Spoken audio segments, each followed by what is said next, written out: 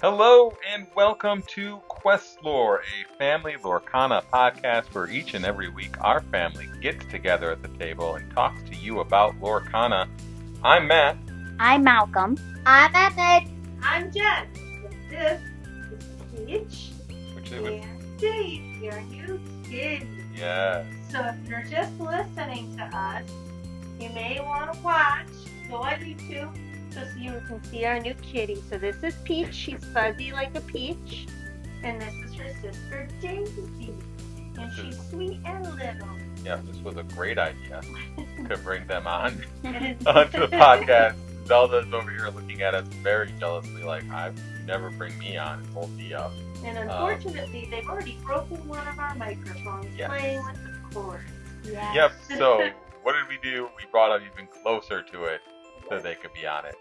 So, Or yeah, let's let the cats go. If they decide to come back, they come back. But right now we're going to talk Lorcana, and cats can't play Lorcana. I mean, No, they wild. They they are don't have wild. opposable thumbs. They really are. They are wild cats. Oh yeah, guys, I'm back. So Yeah, Malcolm's back. Malcolm's back. He's joined us after his journey to Frankenmuth and playing in the water slides. How was your trip, Malcolm? Was it good? It was good. Good. Good. Have fun Awesome. with your friends? Yeah. Awesome. Nice. Okay. No Lorcana? No, look. Well, sounds like you have to get better friends.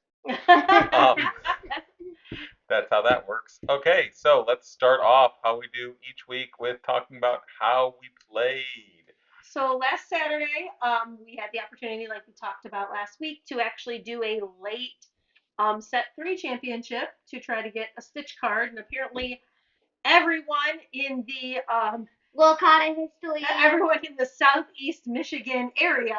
In Southeast Michigan, one of the people that came over was from like Kalamazoo. So decided they also wanted to try to get the last Stitch card. They were completely full, almost full. They had 39 out of 59 out of 60 possible spots. I think the last spot got filled. I Did think it? was fully 60. So I don't remember anybody having a buy. No, there were buys every time. Were there? Yeah, there were. I was surprised that some of those people knew that IW existed. Well, they saw it. So anyway, so Malcolm was unable to play with us though because he was in Frankenmuth. But the 3 of us did play. Emmett, how did you do? I didn't do the best. Hey, but I only completely didn't win any games in a round one time.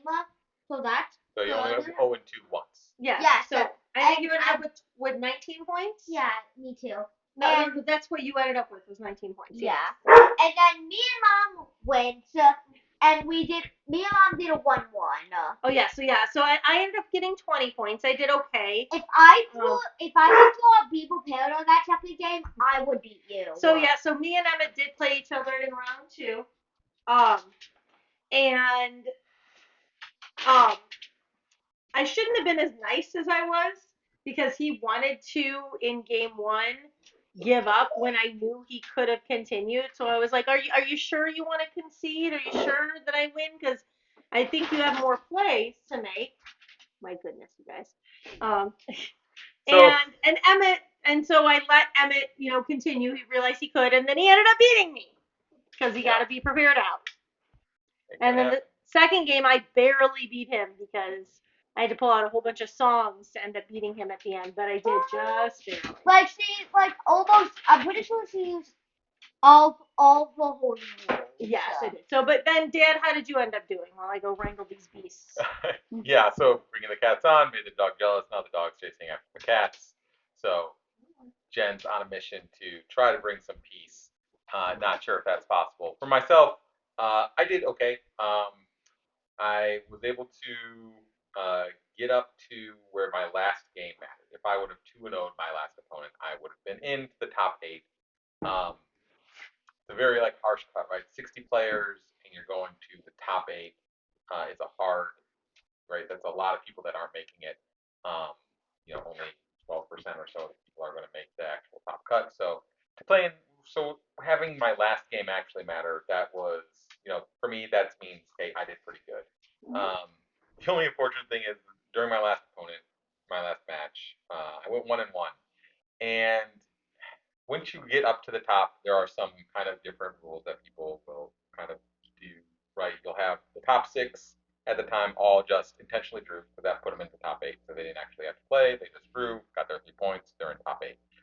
Which left me, which I would have been in 7th or 8th place, essentially going into that final round because I was paired with the other person in 7th or 8th place. Right, we were tied based on tiebreakers and everything. Either one of us, if we 2-0, we were in, and then the next person down would get in. So we went 1-1. The people next to us also went 1-1. So I offered the person at the end of it, hey, we could just flip a coin, roll the dice, and whoever gets higher, we'll get in. It's the exact same thing the people right next to us did. So it wasn't like we were stealing spots from other people because people were already doing it. Like that was what people were doing. So I offered it. He declined it. He'd rather just see things as they lie. I don't know if he didn't do the math, realizing that if we won one, we're not getting in, period. That was it. We're not doing it. But unfortunately, neither one of us got to go through. Doesn't mean I would have made it if we just went for dice roll. But at the end of the day, if I wanted to get in better, I needed to play a little bit better. Unfortunately, it was also against a Bucky discard deck. I was playing Ruby Amethyst, so even going 1-on-1 against them is always a victory for me. And it's hard to play against that deck when you don't have cards. So. Yeah, and it was one of the interesting things about that tournament was how many people were playing Ruby Amethyst. Yeah. It seems like Ruby Amethyst has definitely made its return to being the favorite deck.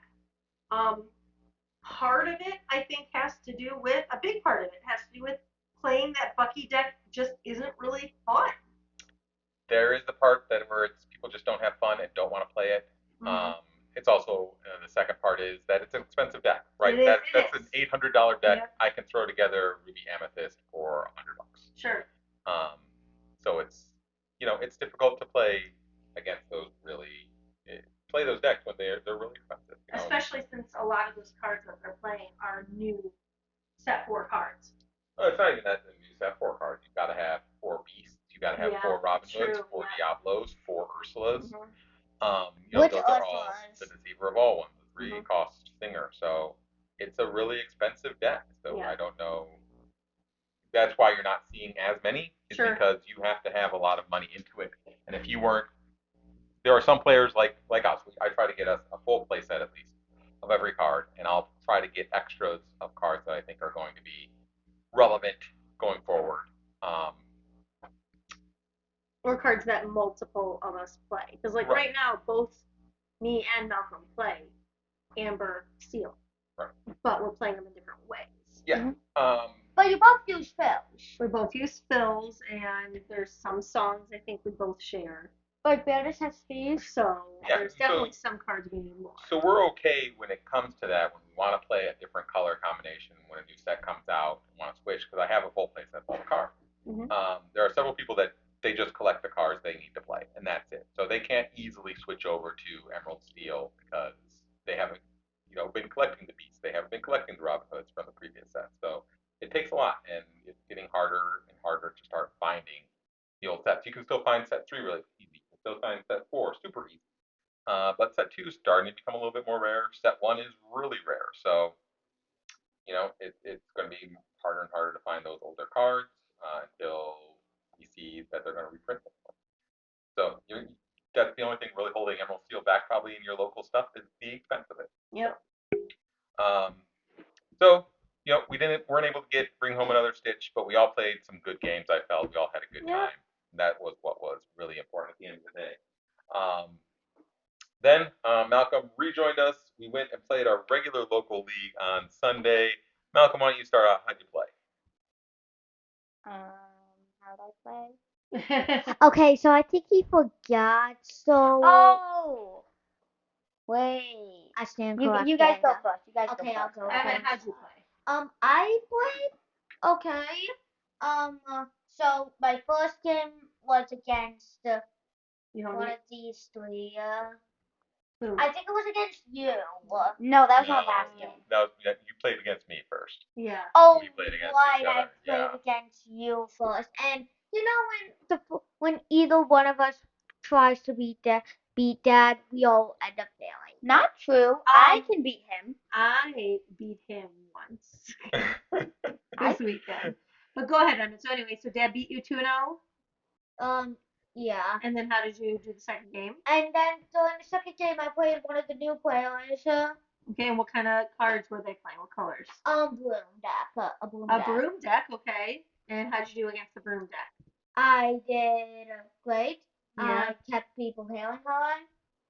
Okay. So then did you win 2-1 or 2-0? 2-1. Cool. And then I faced against him. I think I lost. Against Malcolm? You lost he lost 2-1. The game ended in less than 10 minutes. Yeah. They're fast decks and they play very fast when they play against each other. So Yeah. Say Malcolm the and Emmett first really can't the think. first game ended before Sammy even started the timer. Yeah. Yeah, sure. All right, so Malcolm, so you beat Emmett in your third game. How'd you do in your other 2 games? My first game was against the Bloom deck, and I lost 2-1. Okay. And my second game, I think I won. Yeah, I won. Yeah. 2-0. Okay. Don't remember who wins. And then Jen, how about you?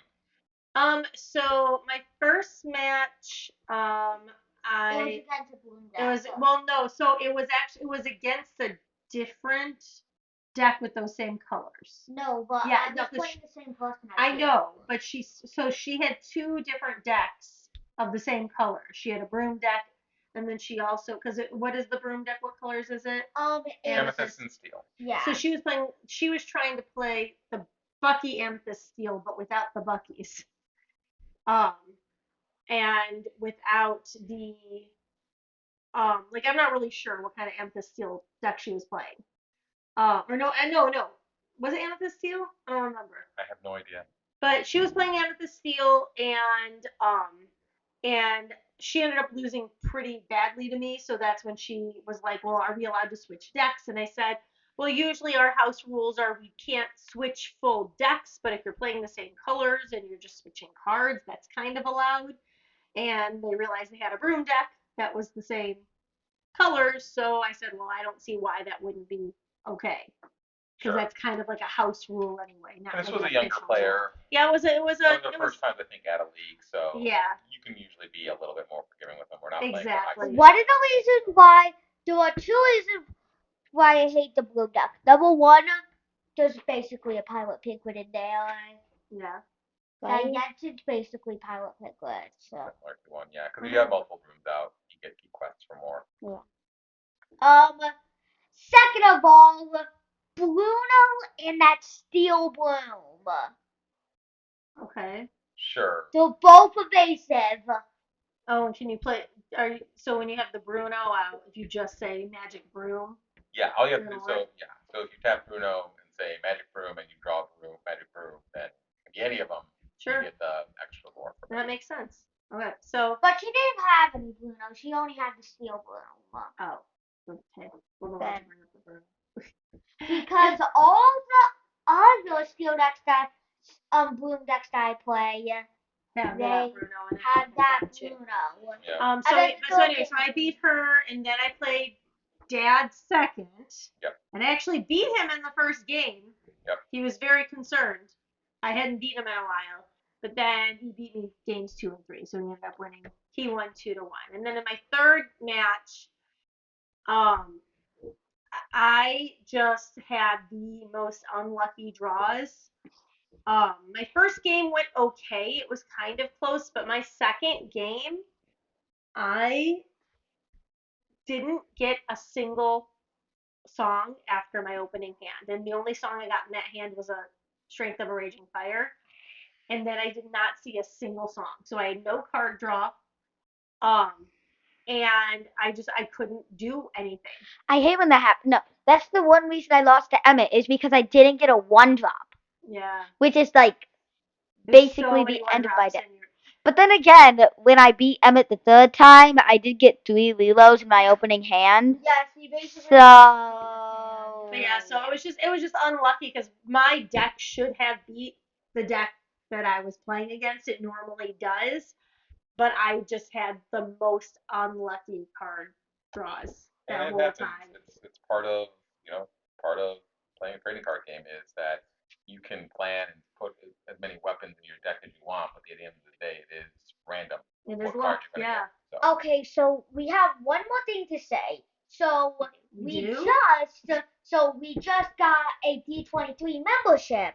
We didn't just get it. We got it for a while ago. Oh, so we got the what's it called again? So we got a magic box from D23, and we were able to open that and got cool stuff from there. Yeah, like a Sorcerer Mickey statue. And so what the D23 box comes with is it comes with 2 statues. Everyone gets a Sorcerer Mickey, and then you get 1 random statue. And it could be like I think 4 different statues, right? Mm-hmm. And it And has it's decided that he needs to go get them to bring them down.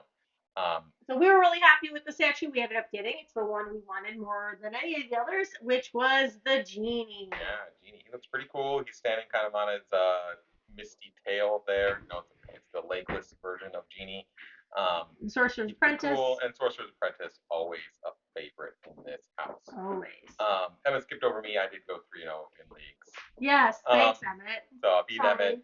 Emmett, Jen, and then beat a Bucky discard deck, which is showed. So we do best of 3 that regular league play. We don't do the 2-game format, and it showed why I prefer the best of 3 series, because especially against something like Bucky, if you're playing them 3 times, at least one out of those 3 times they're not going to get Bucky in their opening hand, which is what he got Bucky the first 2 games, but got Bucky down on turn 2, but I was able to outlast him the second game and get up to points where I could get rid of the Bucky. And then the third game, he didn't find Bucky, and so it was kind of just a walk in the park from there, because that deck is kind of lackluster if you don't have the Bucky available. But yes, we got to open our D23 box. That was fun. Lots of cool stuff in there if you're not a D23 member, but you want all like a bunch of Disney Chotskis and a bunch of like you want a bunch of Disney news sent to your thing. It's recommended. You can get them on sale. I think we got it for like $50 for the year. That's for the gold membership. Like you can get a free membership and still get the news. Yeah. Well, you don't get like the premium magazine. No, you get the emails. Right. And emails and stuff like that. But with the gold membership, you get the box and you get a premium magazine. I think is it once a month or once every quarter? I think. And then I think you get first dibs at tickets to events. Yes, and that was the main reason we got it, because we're going to happen to be in California during D23 this year. Well, the very beginning of it. The very, very beginning of it, like the first 3 hours of it, essentially, where I'm just going to run into the convention center, get whatever freebies I can, and leave. Especially Lorcana stuff. See if we can get that. Like I know last year they had a special pin. Yep. And they had a special card. Yep. So those are the 2 big things that he's looking to get. And while he's doing that, I will be in line at World of Disney to get probably at least a box, if not 2. Pin traders, I don't know if they sell boxes. I think they just sell packs, troves, gift sets. Okay. So we'll figure out what we're going to get. We're going to at least buy some packs of Disney. We don't really need to anymore, but if you're in Disney, Lorcana release day, how could you not? How could you not? At least buy a pack and rip it open. Disneyland. So. And we're hoping, because the day we get there, there's supposedly going to be a D23 Lorcana meetup. Yeah. So we're hoping we can go to that too, because that would be super cool. Yep. Also in the D23 box, we also got some of the magical items from Disney movies. The ones that we got was the Llama Potion, which we were very sad that we got. Well, they're pins, right? Yeah, they're pins. Yeah. What was the other one? I'm pretty sure it was the lamp. The genie lamp. No. No. It was Madame Leota from Haunted House. Oh, that's what we said. We wanted the lamp. Yeah. But we got Madame Leota, which is awesome because I love Haunted Mansion. So. Yeah. So that's what we got. So that was, again, cool box. Let's try to keep to one path though. So as we've ended that part, let's move on to our main discussion points for the week. It is that time again of set championships, and everyone is after that Ursula card. She's beaut. It is a great card. Probably even better than the original Enchanted. So as we're recording this, championships start tomorrow. There are a few apparently stores that aren't going to get all their championship stuff in this weekend due to the holiday and shipping things. Kind of sounds like they forgot about that the holiday would delay some shipment stuff. So double check with your stores if you've had one planned for this weekend. They are still doing it this weekend because they may decide to move it so they can give out the prizes right away. Though there aren't a lot of stores this weekend in the States, at least, doing the set championships because of the 4th of July holiday. There's a Star Wars trading card game that has their pre-release this weekend. And then even over in Europe, there are some that are not having it this weekend because of the Germany championship. the right? Germany Disney Lorcana Challenge in Bochum. That's happening today. That happened already today, and it's happening tomorrow and Sunday.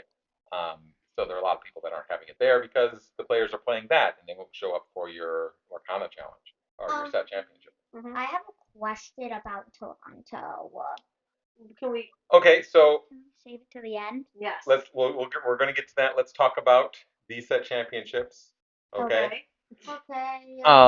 And then we'll get over to we'll talk about the DLC after we talk through this. So set championships.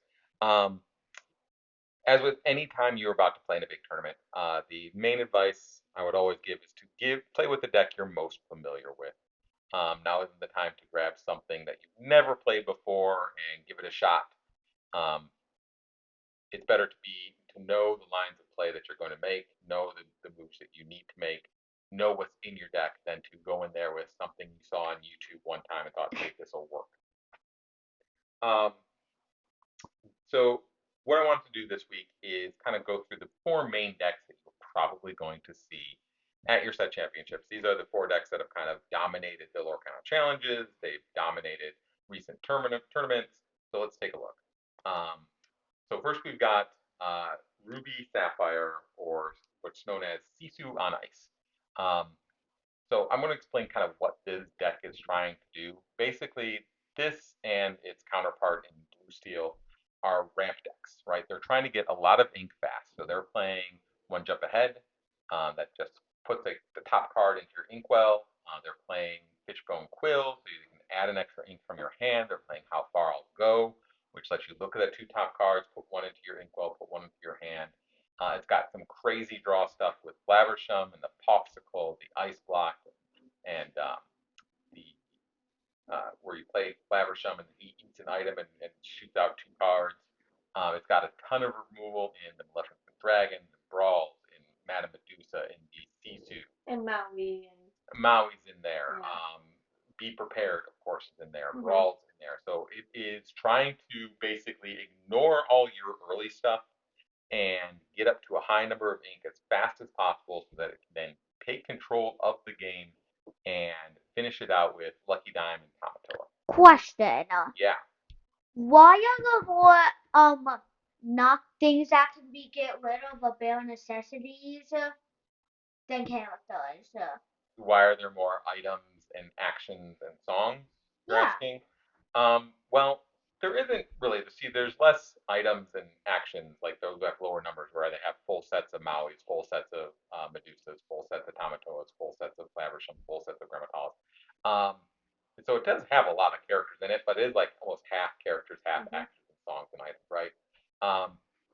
It's because what it's trying to do is just ramp up to those those higher levels. So use up those small ones. A lot of times you won't see a Ruby Sapphire player play a character until they have 4 ink, which could be as early as turn 3.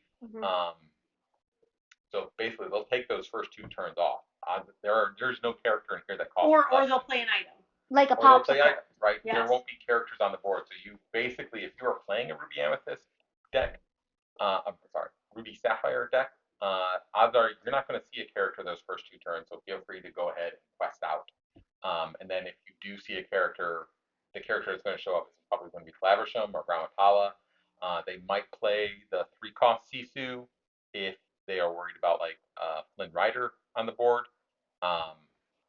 But they're not going to even get to someone that's going to really challenge you for anything until like your turn 4. So it's important to get characters out there and quest away. That's kind of the key to beating them, is to get an early lore lead and then try to deal with whatever threat they throw down. They want to close the game out with Tamato with all their items and the lucky dime and just gain 10 more like that. So it's a slow to start deck, but then it can finish games quickly. Much like its cousin, Zoolander. Um, so Ruby Sapphire was made by a guy named Sailor. Zoolander is made by a guy named RMB. Was kind of the first people to make these decks popular. Zoolander is basically trying to do the same thing that Ruby Sapphire is doing, except using steel for their removal stuff instead of Ruby, right? So they've got things like Smee that can come down a little bit earlier on turn 2 and get some lore quickly. They're using like Beast to do some damage. Since they're not using as many big Ruby cards, they've got Cogsworth in there, who's a Sapphire card to give their people some resist. You got Big Tink in there to kind of take care of your aggro folks. They're using things like Smash to take care of Diablos, Baboons. They've got Rise of the Titans to take care of locations. Let It Go takes care of characters. Some are playing Hades. You've got Grab Your Sword in there. They've got essentially 8 popsicles in the form of the 4 blue popsicles and then the 4 Fortispheres, which basically are similar to a popsicle. Right. And then they're running Whole New World to replenish their hand. So besides the draw engine that Ruby Sapphire has, they're also using Whole New World to kind of disrupt your hand and give them a whole new 7 cards. But they're still running. This still runs the items and the Tamatoas, right?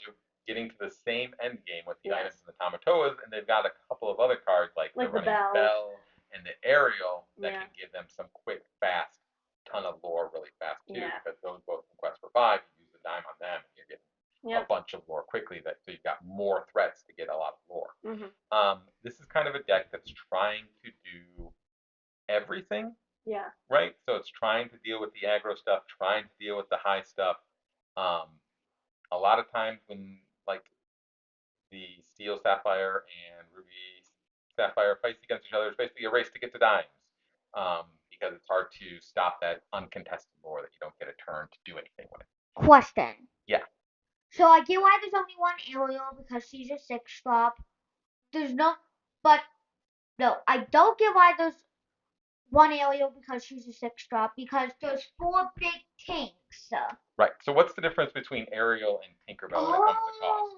Tink's inkable and Ariel's not. Yes. Well, I was gonna say she's siftable, but there's no small tank. No. But why do you have one Smash, one Baboom? They're both inkables and great cards. So Baboom does 2 damage, right? Smash does 3 damage. Popular tech for Diablo is to move him to a place called the Hidden Cove, which gives him +1 defense or willpower, right? So then you can use Smash to smash him. Yeah. It can also smash a rabbit and be Amethyst. Whereas Baboom, while you can have that act a little quicker, it doesn't often have enough oomph to fully take someone out. But sometimes you need something on turn 2 to take something out, like a Pinocchio or an Arthur or a Piglet. And so that's why it's good to have one in there, just in case. Right. So nobody plays with the 2-drop Pinocchio anymore. That's true. And it will probably come back at some point. Mm-hmm. So this is probably one of the more trickier decks to navigate and pilot because you have to make sure you're inking the right thing for what you're facing because as you can see, right, you've only got one Baboon. You've only got one Smash. You've only got 2 Along Came Zeus's. So your threats to deal with things are reduced because you're trying to do a whole bunch. So it's a very diversified deck, but then you have to really think about what you're inking, what you're playing, because you don't have any way to get a lot of that stuff. And if you need that Zeus or you need that, Baboom, or that you need that one Smash, it could be at the bottom of your deck and you're never going to see it. Yeah. So it's a tricky deck. Look at the next one.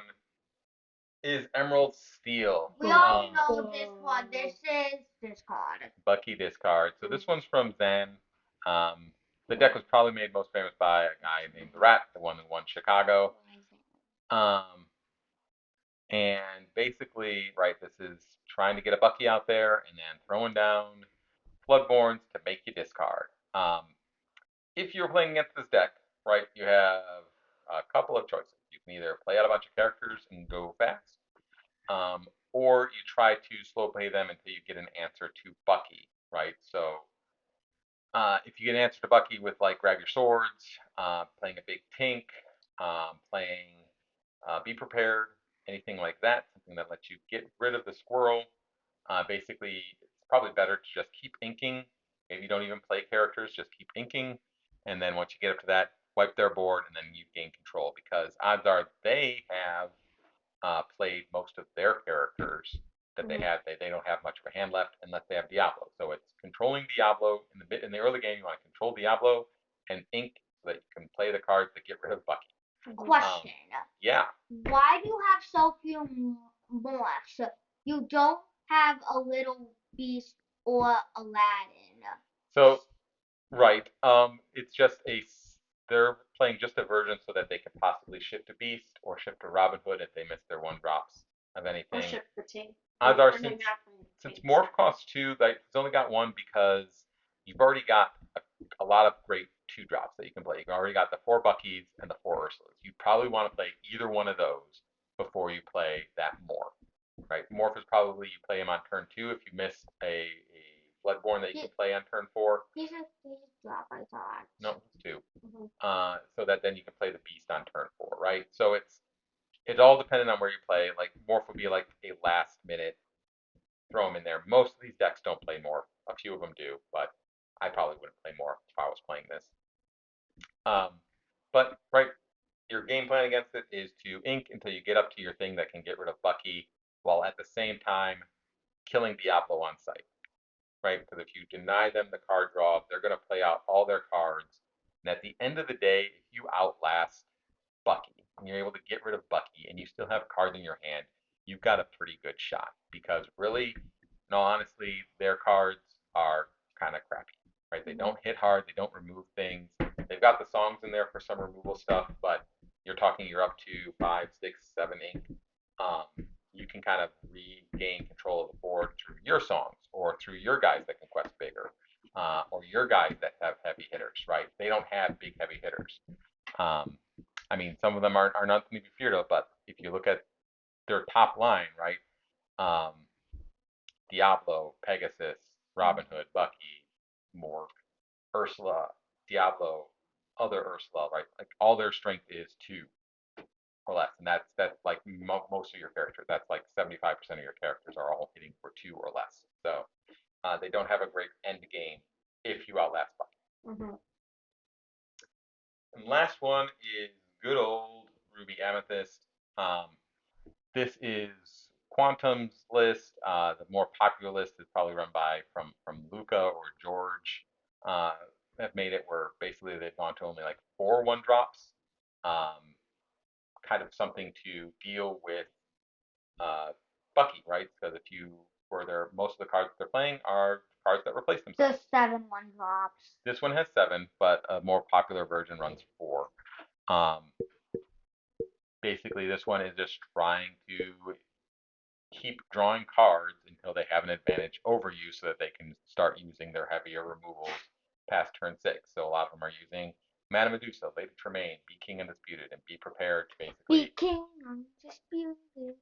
To basically take control of the board and keep moving up in lore using castles. So they'll play until they have control of the board, play a castle, and then it's protect the castle game, right? Where they just keep killing your guys so that you can't take out the castle. Evil castle. The castles, they should make the castle move for more. Well, I mean, it's a very, very powerful card. It's probably the most powerful location in the set. So. 1 to move there? No. That's too OP. They can have at least 2. Well, you don't get the effect from moving there until your next turn. So you can take out characters that are there. You can take out the castle itself. So there are things to do. And having only cost 1 isn't probably the biggest reason that it might be overpowered. It's the fact that it just lets you draw cards if you have someone there and it makes it overpowered. Yeah. Anything that would let you draw cards is a great advantage to have. Except for like stupid cards that are just like, when this character does very specific thing, then you draw a card. Like when this character is played with 7 other mentors, draw a card. Like Sure. Yeah. Sure. Well, that's coming. What if there's a character that whenever you QuestLore card? That I believe is Maleficent. There's a Maleficent card from like set 3, one of the legendaries, that when she quests, you draw a card. Yeah. Yeah. Yeah, we Oh, actually, I thought you said Madam Yeah. M's. yeah, kind of enchanted of it. So these are probably the 4 decks you're probably going to run into the most. That doesn't mean that you aren't going to see other decks. Emerald, Amethyst has been rising in popularity. Amethyst Steel has been rising in popularity. And then there's like Steel Song, always a fan favorite. So Amber and Steel are always popular, and I've seen people trying to make even the Ruby Emerald more and more work. So Ruby. Oh, my deck. yeah, the Christmas deck works. So there's definitely a lot of room for who knows what you may run into. But again, best advice we can always give is run the deck you are comfortable with.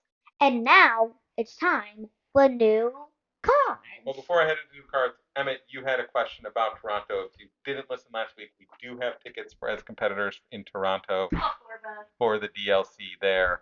Emmett, what was your question on that? So does the winner get the full foil set of set 5 plus the enchanted, or Set 4. Is it set 4 or set 5?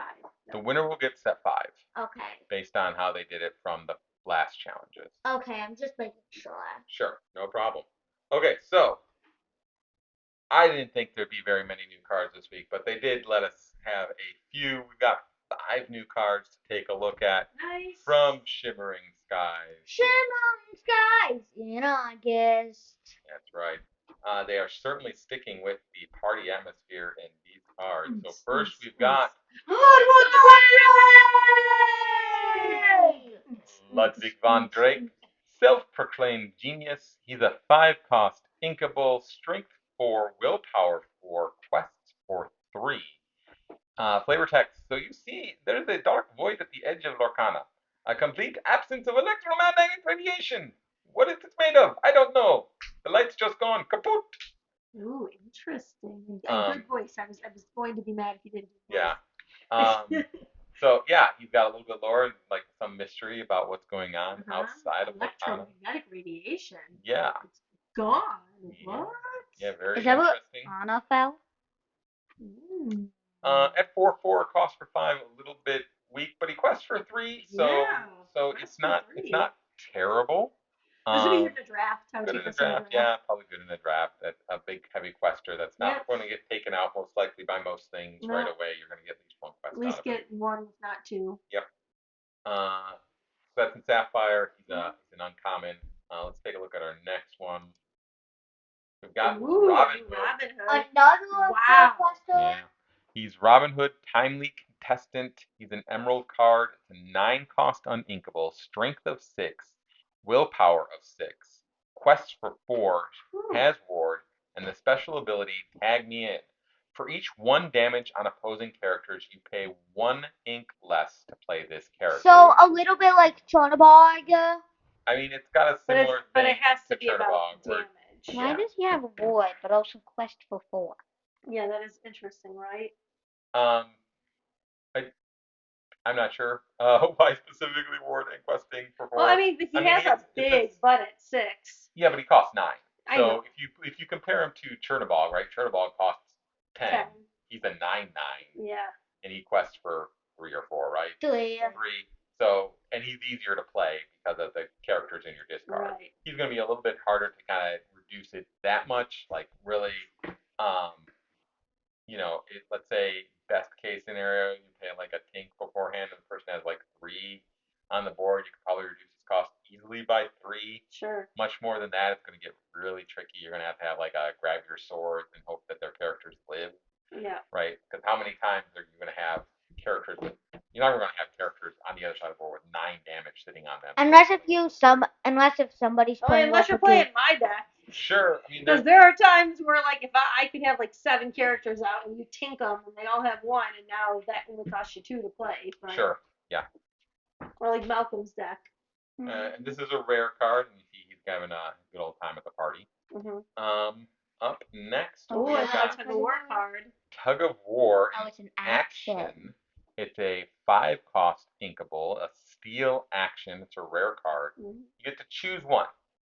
Deal 1 damage to each opposing character without evasive, or deal 3 damage to each opposing character with evasive. So I'm in trouble. it's kind of like Big Tink without the character.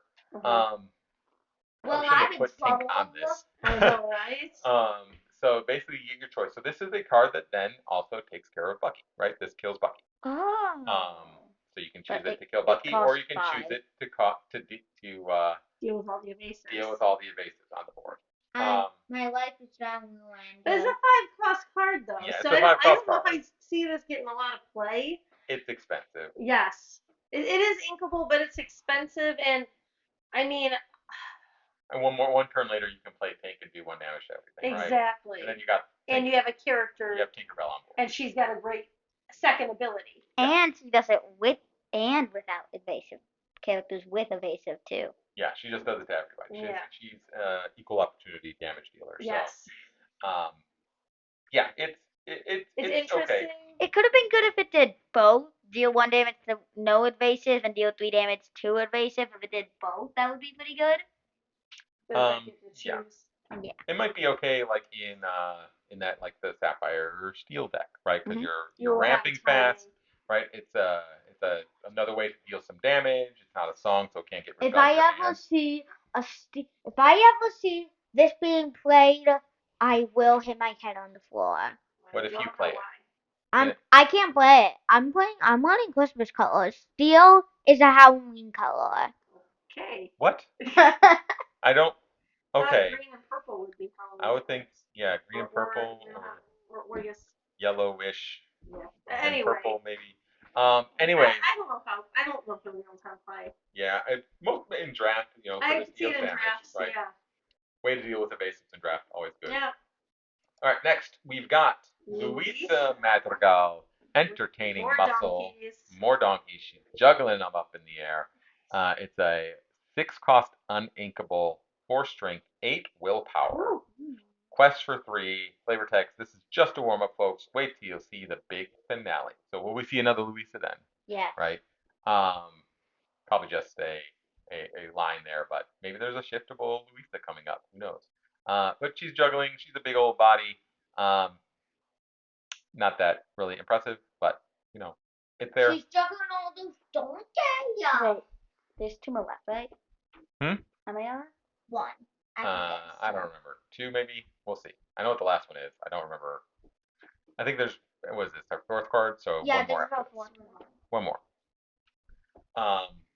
It's not. It's not Oswald. Not Oswald. It's not coming, Malcolm. I will try to give you some hints when it's coming. Okay. Malcolm, if there was an Oswald, it would be in the trailer.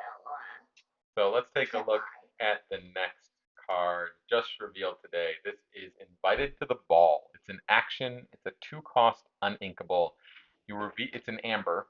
You reveal the top 2 cards of your deck. Put revealed character cards into your hand. Put the rest on the bottom of your deck in any order. So it is kind of a draw card. It's an uncommon, so it'll be pretty easy to find. It'd be great for a draft. Yeah. Since you're usually playing a lot of characters in draft, odds are you're going to find 2 characters. That's drawing 2 is replacing itself and drawing an extra one. I could see this in like a Amber, Ruby, Mufasa type deck. Sure. Maybe without Mufasa, that's becoming less and less popular to bother playing the Mufasa at this point. If you're running a heavy character deck with like Amber and Ruby, which has been kind of popular. Malcolm's deck, I think, this could work. Sure, where you just play this and then you draw 2 cards. Odds are they're going to be characters, so you're putting them into your hand. But no, I'm gonna get 2 bare necessities. Yeah, fairness, we remove the bare necessities for these instead, right? And figure out a way to play them. But this has some. I think this has potential. It could show up definitely in some decks. Its biggest problem is that it's uninkable. The fact that you're drawing 2 cards, it feels like that should be an inkable card, like matching up with previous ones, but it is uninkable, so that's the way it goes. And like in a Steel Song deck, I don't see this getting played because there's so many songs. Yeah. And not only that, like this versus a Lantern or flute is not going to be helpful. No. That was it for the card reveals for this week, though. This one was actually just renounced at the end of the Bochum stream for the first day. So odds are there's 2 more days of that tournament, so good chance there'll be 2 more card reveals from those, or at least one. I don't know if they'll do one the last day because they'll be focused on, hey, this guy won. Hey, did you watch? So when you I know you watched some of Bochum today. Like, what kind of decks were you seeing? I saw a bunch of Emerald Steel discard. Yeah. I saw a bunch of Ruby Amethyst. I saw some Amethyst Steel playing. Okay. There was one match that just seemed to take forever. That was like Ruby Sapphire versus Ruby Amethyst. Oh, interesting. That like their first game took 45 minutes. Ooh. Fortunately, the Ruby Sapphire player lost the first game, and then they had like I think there was like a minute left when they actually started playing the second game of the time. Fortunately, the Ruby Sapphire player was a gentleman, and he conceded the second game to the first player because it was also very clear that he was playing a little slow. Yes. And you do want to take your time to go through this, but you do have to be aware of the clock. Yes. Because he was a stand-up gentleman to do that, and it was fairly obvious that he was the one taking extra time to play. But then not everyone's going to do that. They're going to say, no, you only need your 3 points because it's going to be better for me if less people have more points than I do. Sure. Right? I think there was another. It's interesting seeing the decisions that some people make. I could tell by the time they got to round 8, round 9, there were a lot of misplays going on. The guys must have been tired and exhausted by then, sure. right? Because it was like, how did you make it this far and you made that simple of a misplay, right? Like there was one guy that was playing against Emerald Steel. I think it was Emerald Amethyst, and the other person had a Diablo, just a Diablo on board, right? He had like 2 Mana Medusas and a Be Prepared in his hand, and he played the Be Prepared. It was like he could have played Medusa, gotten rid of the Diablo, and still had a character on board. Yeah, that's weird. So it was just like really some interesting decisions. They did play a fun game on the stream that we may do one time. I know cards are going to start coming in really fast and heavy. We'll be talking about Shimmering Skies more. We'll be talking about Skies in August. Thank you, sir. But they were basically just showing the flavor text on screen, and people had to try to guess what card it was. Oh, fun. So, like, some of them it's like really obvious, like, okay, well, it's obviously Maleficent saying that, but then which Maleficent was it? Sure. Or there was one where they put up like a quote from Olaf, but it's like, hey, we were just talking about you. All good things, all good things. It was Smash. It's Smash. Yeah. No, it's Marshmallow. No, it's in Smash. So see, like even here, it's like, well, we know it's a marshmallow card. It's not actually Olaf who says it. It's a marshmallow card, but which one was it? I don't remember which one it is, so I can't get the answer right now. I remember. There's no way for us to ever know. So there was fun stuff. Dylan, Speshi, and I forget his name, was another new guy that was with them casting to give the other 2 a break, since they're especially going to have to do it for 3 days in a row. All did a really good job. The other guy that was doing it, I don't know if they Rolly might have been his name. He's like a Pokemon expert at casting stuff. So he's really big in that world. So he's used to casting things. They were both really good at explaining everything. So if you aren't doing anything this weekend, you haven't decided to play any set championships just because there's none around you or whatever, they will be broadcasting Saturday and Sunday. More of those rounds. It's great to just watch people play at a higher level to see like different moves they make, different things that they do, different decks that they're deciding to bring, what kind of spice they have in there. I'm starting to see the Bell Sorceress card is starting to come in as people's spicy tech for things, so that's interesting to see. So good times, definitely check it out on Twitch. And with that, let's head on over to trivia time. It's trivia time. Okay. First question from the wonderful world of Disney trivia. I'm scared. What trait of the dragon in Pete's Dragon make other people not believe he exists? Goofy. What's your Chick. phrase? Yeah. Have either of you seen Pete's Dragon? No. No. It's that he's invisible. Yeah. I was like, Oh. according to Granny, that was Dad's favorite movie when he was little. No, it's just the first movie they bought on VHS, so that's all I had to watch. Gotcha. So that's Your like the real only. favorite movie was Aladdin, right? Yeah, like Yeah. we didn't like we only had like when we first got a VCR, that was like the first tape we got. So Gotcha. that's what we had. Oh boy, can't wait for this Lorcana Is card. it an apple or the blue? Nope. Who does Mickey Mouse call when he needs help in Mickey Mouse Clubhouse? Oh Whoa. No, Hey, guys, let's quiet it down. So sorry about that. Oh, For those Toodles. listening. It's not Toodles. It's not Toodles. It's Pouchy. No. It's Toodles. It's Pouchy. Not Pouchy. That's a made-up thing from something else. Inside Out 2. From Inside Out 2. It's It is Toodles. Toodles. It is Toodles. Yeah, you guys will get. You can't get right up to the mic. Yeah. I did it. Okay. Yes, you were both right at the It's mic. more the screaming into it that's the problem than getting I- up to it. She screamed too. I know. Next, which Disney princess character sings the song "Once Upon a Dream"? What's it called? Cinderella. Was No. it Cinderella? It was Sleeping Beauty, right? What's her Aurora. name? What's her name? Aurora. Yeah, I'm Princess Right. Aurora, or what's her actual real name? Aurora. What? What's her name that she goes by with the fairies? Beauty. Maleficent. Beauty. Maleficent? No. What? I don't remember what her name. Briar Rose. Oh, Briar Rose. Right. Yes. That's okay. Look, when she's a baby, right? Maleficent comes down and says she's gonna get pricked by something. So why would they call her Put her Briar to sleep. Rose? So why did they call her Briar Rose? Like things that Two prick things you. that are pokey. Yes. Let's just. You know what? We feel like we need to really hammer home the sarcasm in this name. So Briar Rose, like those fairies. Watch the third Lorcana question. Villain went on about this, and I agree with him. The fairies from Sleeping Beauty are worthless. They are bad at their job. They don't know what they should be doing. Like they mess up the whole thing. Like I don't understand. Like they should not be put in charge of any children. That's very Okay. true. That's very true.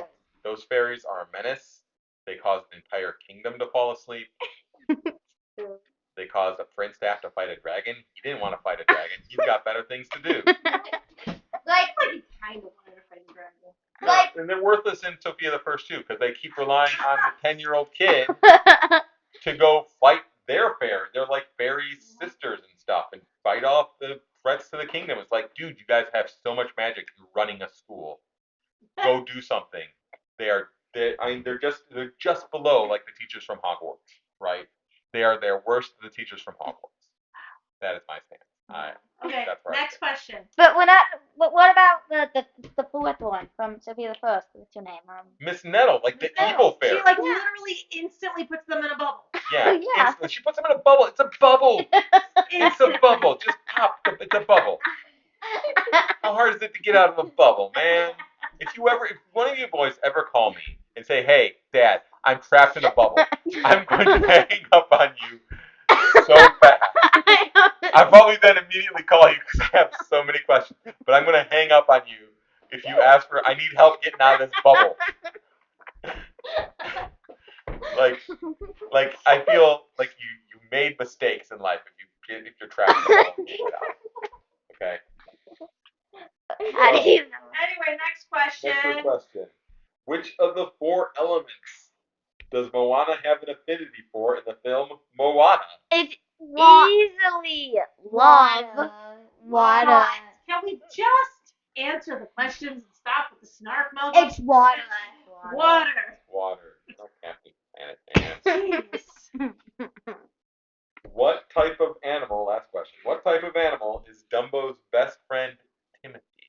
Mouse. He is a mouse. He's a mouse. All right. That is a clean sweep this week, Woo! ladies and gentlemen. Good Other work. than the Briar Rose part. Well, that's I added that in. It was in parentheses next to it. So Princess Aurora works just as well. Okay, so with that, it brings our episode to a close. I want to thank you all listening or watching us this week. We've had fun. We hope you have had too. If you have any questions, you can email us at questlorequestions@gmail.com. You can find us on social media as QuestLore on Twitter and on Instagram. I remember to put things on there. If you were watching us and wish you didn't have to see our faces, you can find an audio version of us on all of our major platforms. If you are just listening to us and like, hey, they were talking about kitties at the beginning, I want to see them kitties. Go to YouTube and you can see them kitties. They're really cute. They're cute. Do you have ugly? Was there a choice for ugly kitties? No, but ours are especially cute. Ours are especially cute. Okay. Do they get trapped in bubbles? I mean, they have claws. So they shouldn't be trapped in a bubble. So if one of them is trapped in a bubble, also do not call me.